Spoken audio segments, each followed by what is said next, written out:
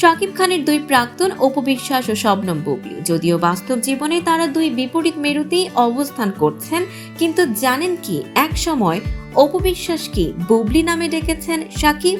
হ্যাঁ, শুনতে অবাক লাগলেও ঘটনা কিন্তু সত্য।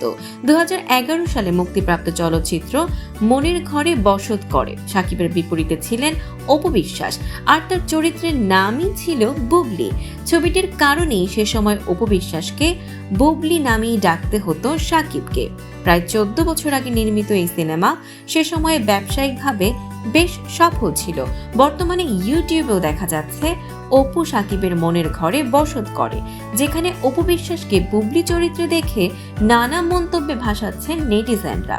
19 বছরের ক্যারিয়ারে অপু বিশ্বাস অভিনয় করেছেন প্রায় শতাধিক সিনেমায়। এর মধ্যে 80টি সিনেমায় ছিলেন শাকিব খানের নায়িকা, কখনো আলো, কখনো সাথী, আবার কখনো বা তানিয়া। তবে বুবলি চরিত্রটি আজকের প্রেক্ষাপটে বেশ কৌতূহলজনক। মনের ঘরে বসত করে সিনেমার গল্প গড়ে উঠেছে শহরের এক নামকরা আইনজীবী বুবলিকে ঘিরে।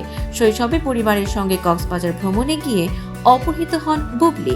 অপহরণকারীদের দলের এক কিশোর শান্ত, যিনি কিনা শাকিব খান, বিচক্ষণতা দেখিয়ে তাকে উদ্ধার করে। তবে পালাতে গিয়ে ধরা পড়ে শান্ত।